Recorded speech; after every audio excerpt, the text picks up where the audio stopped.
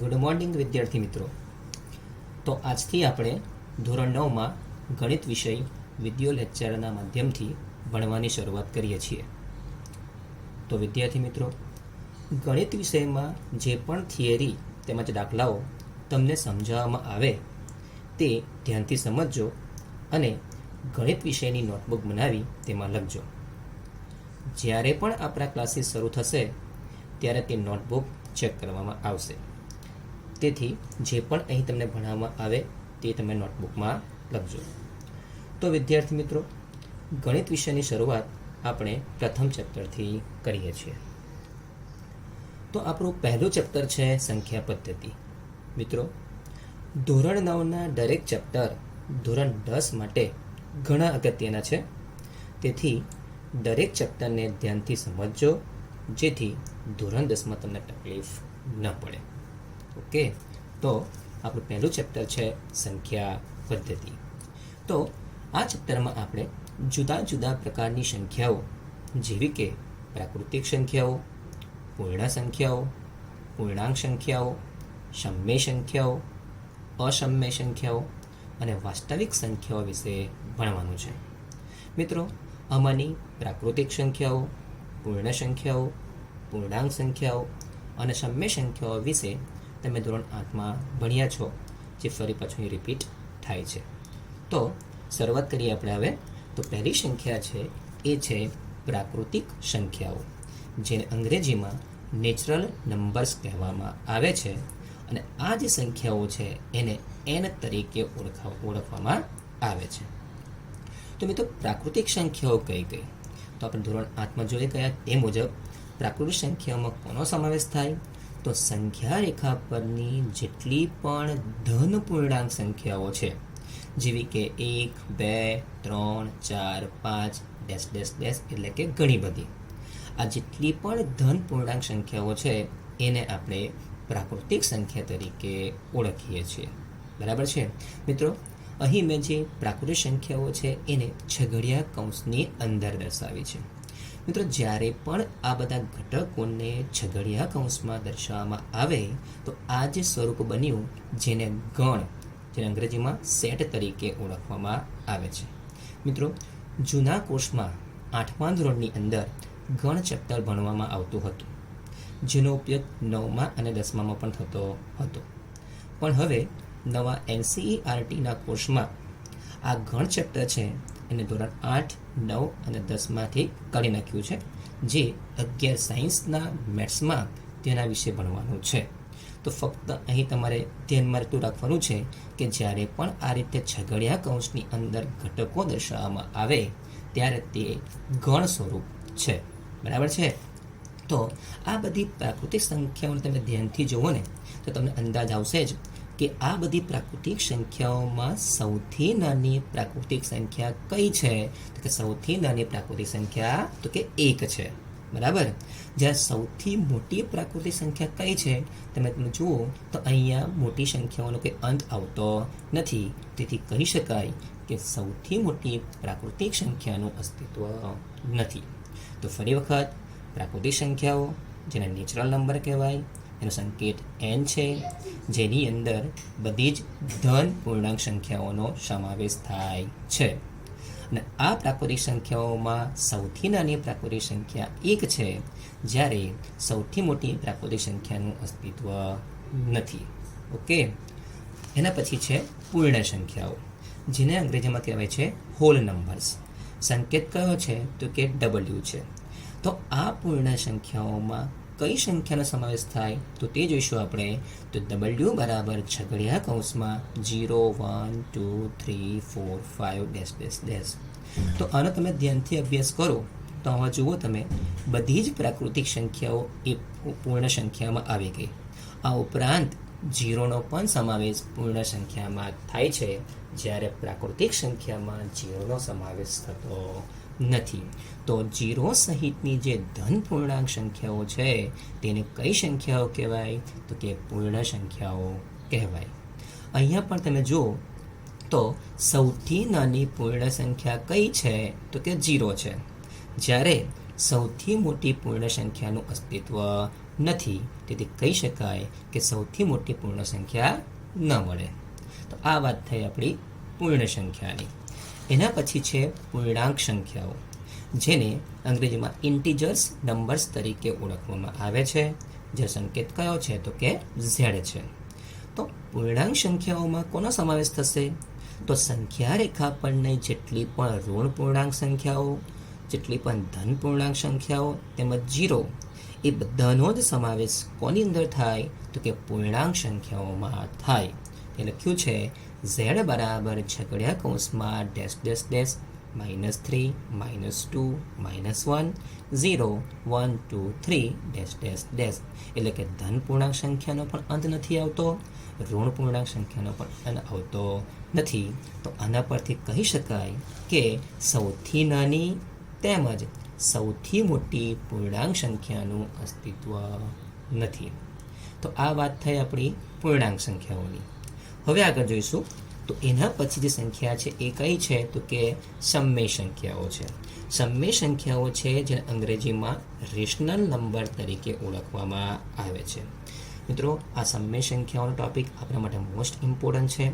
9મા ધોરણમાં જે દાખલા ગણવામાં આવશે, મોટાભાગના દાખલા સમમેય સંખ્યાઓ અને અસમમેય સંખ્યાઓ પર આધારિત છે.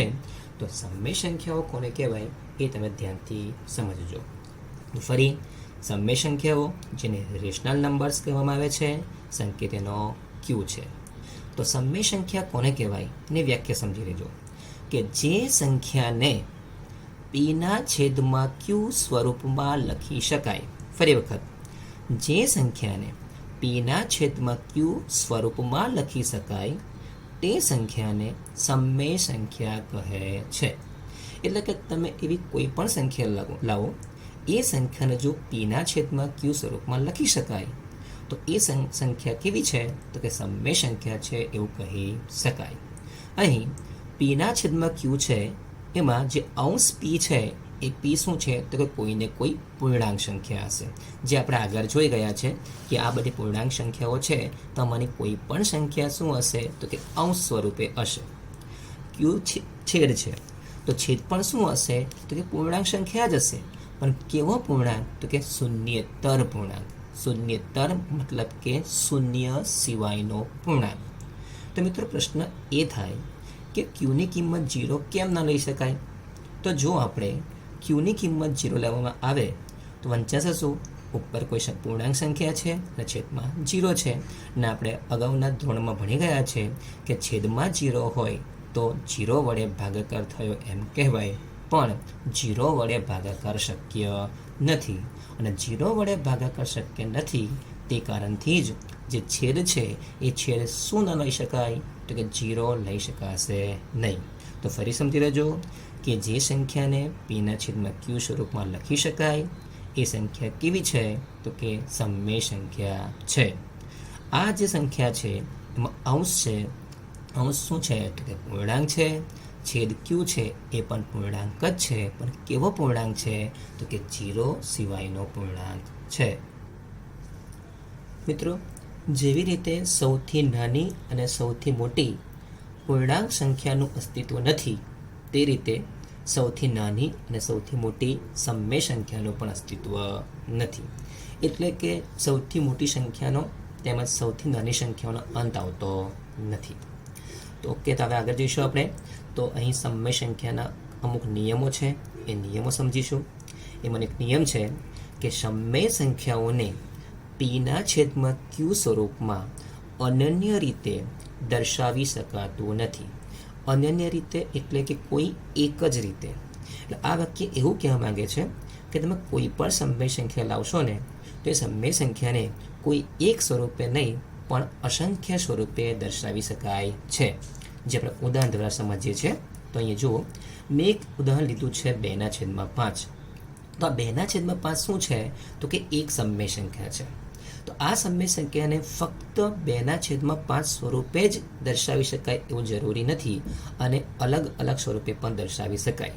જેમ કે આ 2/5ને હું 2 વડે ગુણું અને 2 વડે ભાગું તો પણ રકમમાં કોઈ ફેર પડવાનો નથી, પણ એનાથી આનું સ્વરૂપ બદલાઈ જાય છે. તો જુઓ, 2 વડે ગુણો 2 વડે ભાગો તો અંશનો ગુણાકાર અંશ સાથે તો 2 દુ 4, છેદનો ગુણાકાર છેદ સાથે તો 5 દુ 10 થયા, તો 4/10 બન્યા. એ જ રીતે આ સમય સંખ્યાને તમે 3 વડે ગુણો, 3 વડે ભાગો તો શું થશે? 3 દુ 6, 3 5 15. એ જ પ્રકારે 4 વડે ગુણો, 4 વડે ભાગો તો 4 દુ 8, 4 5 20 થશે. એ જ પ્રકારે 5 વડે ગુણીશું, 5 વડે ભાગીએ, 6 વડે ગુણો, 6 વડે ભાગો તો તમને અલગ અલગ પ્રકારના સ્વરૂપો મળે. બરાબર છે? તમે ધ્યાનથી જુઓ ને તો જે જુદા જુદા સ્વરૂપો છે, બરાબર છે, એ બધા સ્વરૂપો શું દર્શાવે છે? તો કે 2/5 જ દર્શાવે છે. કેવી રીતે? તો 4/10 છે, અહીંયા ભાગાકાર કરો તો જુઓ, 4ના અવયવ 2 ગુણ્યા 2, 10ના અવયવ 2 ગુણ્યા 5, તો 2 2 ઉડી જશે તો શું આવે? 2/5, એટલે તમને 2/5 જ મળે. અહીંયા પણ જુઓ, 2 ગુણ્યા 3, 5 ગુણ્યા 3, 3 3 ઉડી જાય તો કેટલા આવશે? 2/5 જ આવશે. અહીંયા જુઓ, 4 દુ 8, 4 5 20, બરાબર છે, 4 4 ઉડી જશે, શું આવે? 2/5 જ આવે. તો અહીં તમે ધ્યાનથી જુઓ ને તો જેટલા પણ સ્વરૂપો છે એ બધું શું દર્શાવે છે? તો કે 2/5 જ દર્શાવે છે. એટલે કે આ બધી જ સંખ્યાઓ છે કોઈ એક જ છે. બરાબર છે? તો સંખ્યા તો એક જ છે, પણ એના સ્વરૂપો કેવા છે? તો કે અલગ અલગ છે. તો આ પરથી કહી શકાય કે કોઈ પણ સમય સંખ્યાને p/q સ્વરૂપમાં અનન્ય એટલે કે કોઈ એક રીતે દર્શાવી શકાતું નથી, એને ઘણી બધી રીતે તમે દર્શાવી શકો છો. ઓકે, એના પછી ટોપિક જોજો કે સમય સંખ્યા p/q નું સંખ્યા રેખા પર નિરૂપણ કરવા q નોટ ઇક્વલ ટુ 0 તેમજ p અને q માં એક સિવાય અન્ય સામાન્ય અવયવ હોવો જોઈએ નહીં. તો આ વાક્ય એવું કહેવા માંગે છે કે કોઈ પણ સમય સંખ્યાનું તમારા જો સંખ્યા રેખા પર નિરૂપણ કરવું હોય તો આ સમય સંખ્યામાં જે છેદ છે એ છેદ 0 હોવો જોઈએ નહીં. તેમજ p અને q માં એક સિવાય અન્ય કોઈ સામાન્ય અવયવ હોવો જોઈએ નહીં. ઉદાહરણ તરીકે જો મારે 2/5 સંખ્યા રેખા પર દર્શાવવું હોય તો 2ના અવયવ કયા છે? તો કે 1 અને 2. 5ના અવયવ કયા છે? તો કે 1 અને 5. તો એ બંનેમાં તમે જુઓ એક સિવાય બીજો કોઈ સામાન્ય અવયવ નથી, તો આને તમે સંખ્યા રેખા પર દર્શાવી શકો છો. એ જ પ્રકારે 4/10 છે. 4ના અવયવ 2, 1 અને 2, 1, 2 અને 4. 10ના અવયવ 1, 2, 5 અને 10. તો બંનેમાં તમે જુઓ ને તો સામાન્ય અવયવ કયો છે? 2 છે. તો સામાન્ય અવયવ 2 હોવાથી આને સંખ્યા રેખા પર દર્શાવતા પહેલા અહીંયા તમારે સાદુરૂપ આપીને અંશ અને છેદમાં એક સિવાય કોઈ સામાન્ય અવયવ ન હોય એ સ્વરૂપમાં લાવવું પડે. મિત્રો, આ પ્રકારના દાખલા આપણે 8મા ધોરણના પહેલા ચટ્ટામાં ભણી ગયા છે કે જો મારે 2/5 સંખ્યા રેખા પર દર્શાવવા હોય ને તો 2/5 આપણે દશાંશ સ્વરૂપ શું મળે? તો કે 0 સમથિંગ આવશે. એટલે કે આપણો જવાબ 0 અને 1ની વચ્ચે આવે. તો તે માટે આપણે 0 અને 1ની વચ્ચે છેદમાં 5 હોવાથી આપણે 5 ભાગ કાઢ્યા હતા, એટલે કે 4 પોઈન્ટ કર્યા હતા, એટલે કુલ 5 ભાગ બનશે. ને એ 5 ભાગ બની ગયા પછી આ સંખ્યા ધન હોવાથી આપણે 0ની જમણી બાજુથી ગયા હતા અને અંશમાં 2 હોવાથી આપણે કેટલા પોઈન્ટ કાપ્યા હતા? 2 પોઈન્ટ. તો 0 થી 2 સ્થળ આપણે જમણી બાજુ ખસીશું તો આપણને શું મળે? તો કે 2/5 મળે. આવું આપણે 8મા ધોરણના પહેલા ચેપ્ટરમાં શીખી ગયા છે. બરાબર છે? તો ફરી સમજી લેજો કે અહીંયા શું કહેવા માંગે છે કે જો કોઈ પણ સમય સંખ્યા હોય એ સમય સંખ્યા p/q ને જો સંખ્યા રેખા પર દર્શાવી હોય તો યાદ રાખીશું આપણે કે છેદ 0 ન હોવો જોઈએ, તેમજ p અને q માં એક સિવાય બીજો કોઈ સામાન્ય અવયવ હોવો જોઈએ નહીં. બરાબર છે? તો હવે આપણે આગળ વધીશું.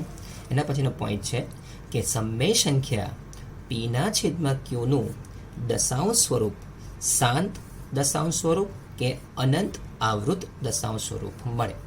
એટલે કે કોઈ પણ સમય સંખ્યા p/q સ્વરૂપની હોય અને આપણે આ સંખ્યાને જો દશાંશ સ્વરૂપમાં ફેરવીએ તો આ દશાંશ સ્વરૂપ કેવું મળશે? તો કે શાંત દશાંશ સ્વરૂપ મળે કે અનંત આવૃત દશાંશ સ્વરૂપ મળે. તો મિત્રો અહીંયા પ્રશ્ન થાય કે શાંત દશાંશ સ્વરૂપ કોને કહેવાય અને અનંત આવૃત દશાંશ સ્વરૂપ કોને કહેવાય? તો આપણે એનો અભ્યાસ કરીએ છીએ. તો શાંત દશાંશ સ્વરૂપ કોને કહેવાય તે જોઈશું આપણે. તો શાંત દશાંશ સ્વરૂપ એની વ્યાખ્યા લખી છે કે જે સંખ્યાનું દશાંશ સ્વરૂપ ચોક્કસ સ્વરૂપમાં મળે તે સંખ્યાને શાંત દશાંશ સ્વરૂપ કહે છે. બરાબર છે? ફરીવાર, એવી સંખ્યા કે જેને આપણે દશાંશ સ્વરૂપમાં ફેરવીએ અને દશાંશ સ્વરૂપ કેવું મળે? ચોક્કસ મળે. ચોક્કસ મળે એટલે કે અંશને જો છેદ વડે ભાગવામાં આવે તો છેવટે જે શેષ વધે એ શેષ કેટલો આવવો જોઈએ? 0 આવવો જોઈએ. કારણ કે શેષ 0 આવી જાય પછી આપણે ભાગાકાર આગળ કરી શકતા નથી. ફરી સમજો, અંશને છેદ વડે ભાગો, છેદ વડે ભાગતા શેષ કેટલો આવે? 0 આવે. અને શેષ 0 આવે એટલે હવે આપણે આગળ ભાગાકાર ન કરી શકીએ. તેથી કહી શકાય કે જે આપણને સંખ્યા આપી છે એને દશાંશ સ્વરૂપ કેવું મળ્યું? તો કે ચોક્કસ સ્વરૂપમાં મળ્યું. અને ચોક્કસ સ્વરૂપમાં મળ્યું તેથી તેવી સંખ્યાને શું કહેવાય?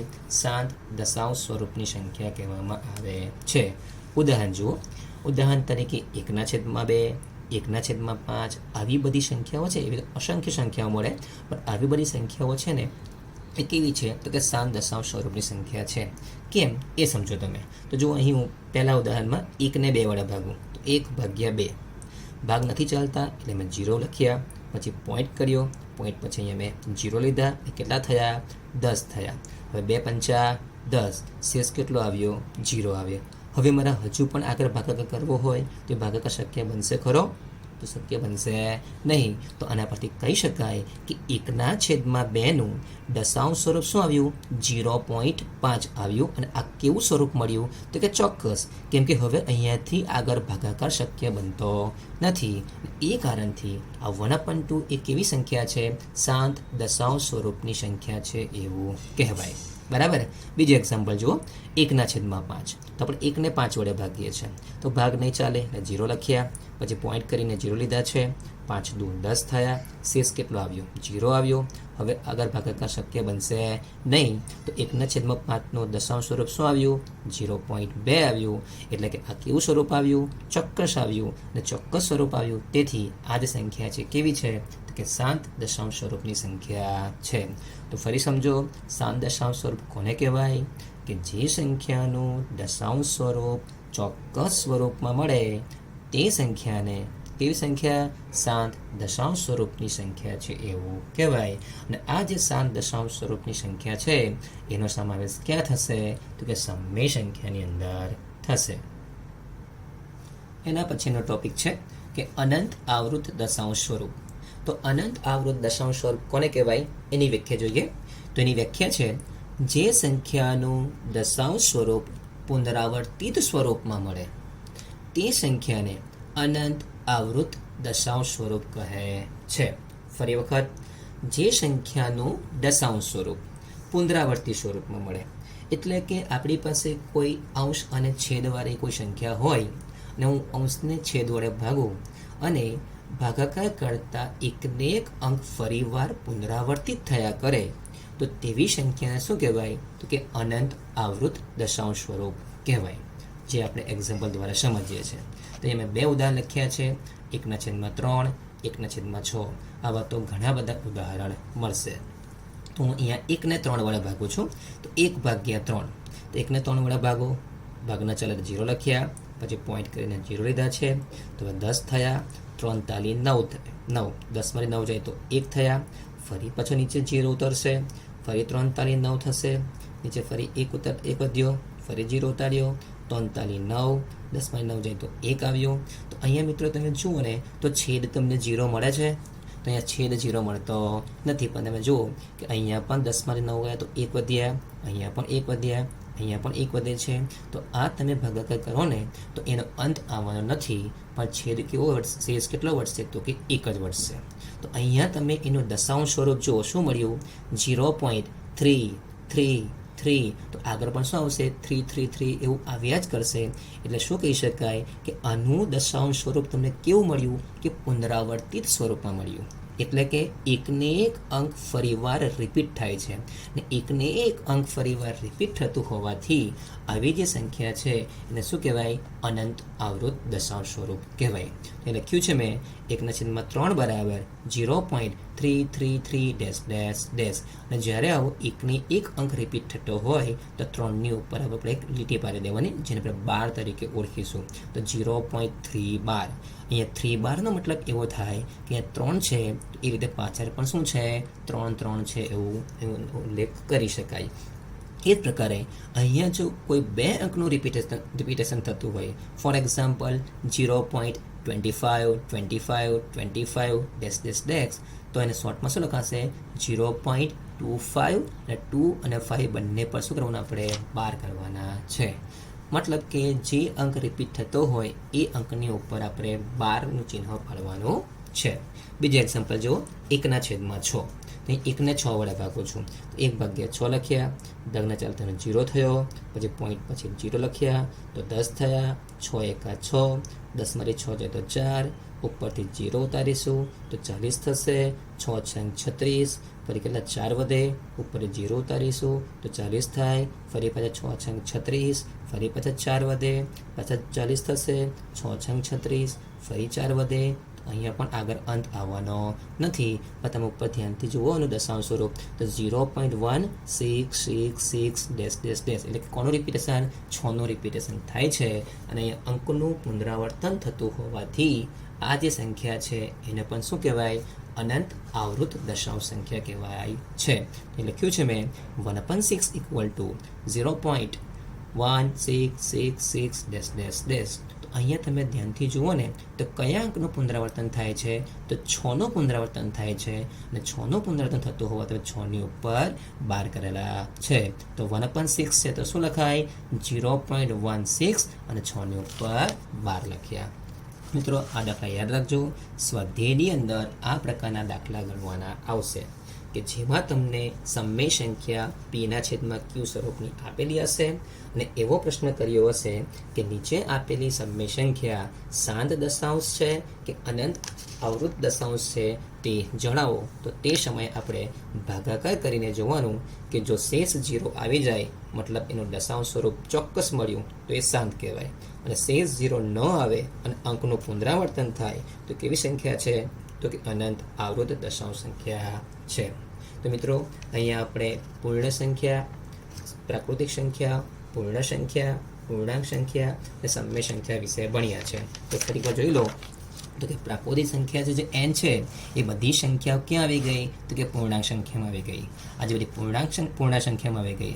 આજે પૂર્ણ સંખ્યાઓ છે એ બધી સંખ્યાઓ ક્યાં આવી ગઈ તો કે પૂર્ણાંક સંખ્યામાં આવી ગઈ. અને આજે પૂર્ણાંક સંખ્યાઓ છે એ ક્યાં આવી ગઈ તો કે સમય સંખ્યાઓમાં આવી ગઈ છે. તો આના પરથી કહી શકાય કે પ્રાકૃતિક સંખ્યા પૂર્ણ સંખ્યામાં છે, પૂર્ણ સંખ્યા પૂર્ણાંક સંખ્યામાં છે, પૂર્ણાંક સંખ્યા સમય સંખ્યામાં છે. બરાબર છે? ઓકે. તો હવે આપણે જોઈશું અસમય સંખ્યા વિશે કે અસમય સંખ્યા કોને કહેવાય. તો અસમય સંખ્યા વિશે જોઈએ આપણે. તો અસમય સંખ્યાની વ્યાખ્યા સમજી લેજો. અસમય સંખ્યાઓ જેને કહેવાય છે ઇરેશનલ નંબર્સ, જેનો સંકેત કયો છે તો કે આઈ છે. તો અસમય સંખ્યા કોને કહેવાય તેની વ્યાખ્યા છે જે સંખ્યાને p/q સ્વરૂપમાં ન લખી શકાય તે સંખ્યાને કેવી તો કે અસમય સંખ્યા કહે છે. એટલે કે એવી સંખ્યા કે જેના p/q સ્વરૂપમાં એટલે કે અંશ નીચે છેદ સ્વરૂપમાં ન લખી શકાય તો તેવી સંખ્યાને શું કહેવાય અસમય સંખ્યા કહે છે. બીજા અર્થમાં કહીએ તો કે સમય ન હોય તેવી સંખ્યાઓને અસમય સંખ્યાઓ કહે છે. તો મિત્રો આપણે હમણાં જ જોઈ ગયા કે સમય સંખ્યામાં જે પણ સંખ્યા તમને p/q સ્વરૂપની આપેલી છે એનું દશાંશ સ્વરૂપ તમને કેવું મળશે તો કે શાંત મળે કે અનંત આવૃત મળે. તો એના પર તમે કહી શકો છો કે અસમય સંખ્યા હશે ને તેનું દશાંશ સ્વરૂપ તમને શું નહીં મળે તો કે એ સ્વરૂપ તમને શાંત પણ નહીં મળે અથવા તો અનંત આવૃત પણ નહીં મળે. પણ કેવું મળશે તો એને કહેવાય છે અનંત અનાવૃત કહેવાય. શું કહેવાય એને? અનંત અનાવૃત. તો એ જોઈશું આપણે.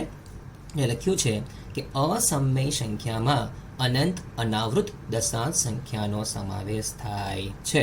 ફરી સમજો કે જો સમય હશે ને તે સમયમાં કોઈ પણ સંખ્યા p/q સ્વરૂપની હશે એનું દશાંશ સ્વરૂપ તમને શું મળે તો કે શાંત દશાંશ સ્વરૂપ જ મળે કે અનંત આવૃત દશાંશ સ્વરૂપ જ મળે.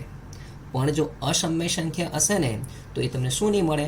શાંત પણ નહીં મળે, અનંત આવૃત પણ નહીં મળે, પણ કેવી મળશે? અનંત અનાવૃત દશાંશ સ્વરૂપમાં મળે. તો અહીં પ્રશ્ન થાય છે કે અનંત અનાવૃત દશાંશ સ્વરૂપ કોને કહેવાય? તો આપણે એની વ્યાખ્યા સમજીશું. લખ્યું છે અનંત આવૃત દશાંશ સ્વરૂપ.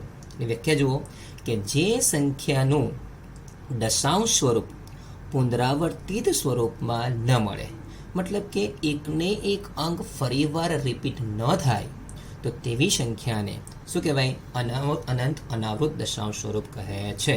ફરી સમજો, જે સંખ્યાનું દશાંશ સ્વરૂપ પુનરાવર્તિત સ્વરૂપમાં ન મળે તે સંખ્યાને અનંત અનાવૃત દશાંશ સ્વરૂપ કહે છે, જે આપણે એક્ઝામ્પલ દ્વારા સમજીએ છીએ.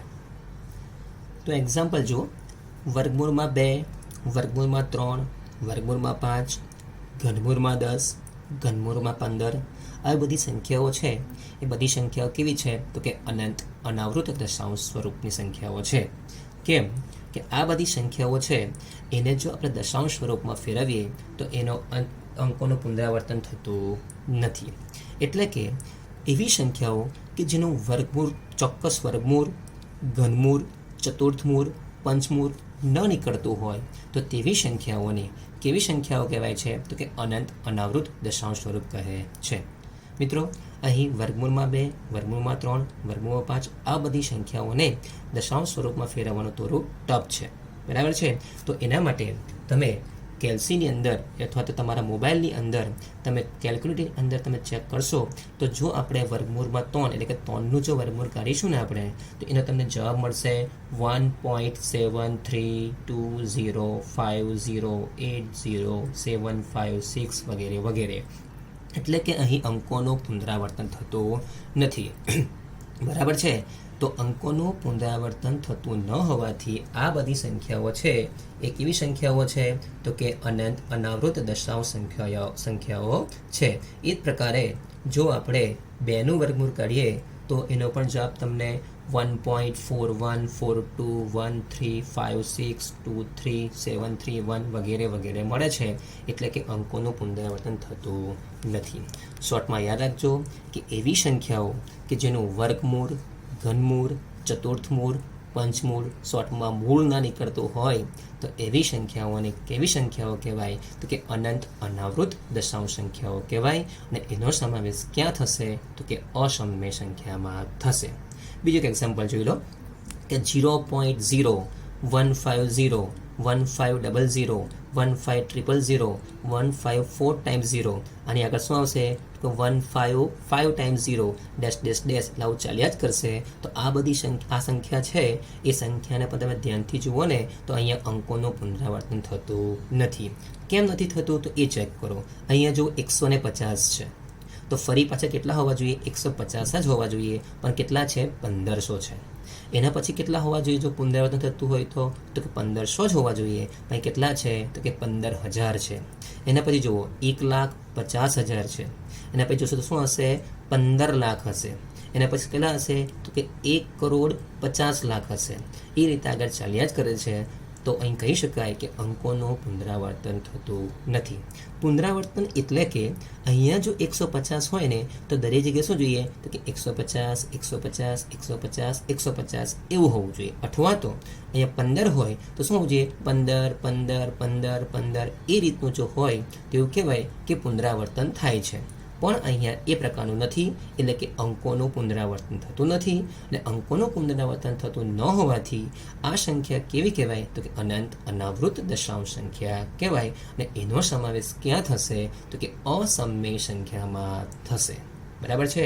તો મિત્રો, આજે આપણે પ્રાકૃતિક સંખ્યા વિશે જોઈ ગયા, પૂર્ણ સંખ્યા વિશે જોઈ ગયા, પૂર્ણાંક સંખ્યા વિશે જોયું, સમય સંખ્યા તેમજ અસમય સંખ્યાનો અભ્યાસ કર્યો છે. તો મિત્રો, ધ્યાનથી તમે આ થિયરીને સમજો અને પછી તમારી નોટબુકમાં લખો અને તૈયાર કરો. હવે પછી આપણે આના પછીના લેક્ચરમાં વાસ્તવિક સંખ્યા વિશે ભણવાનું છે.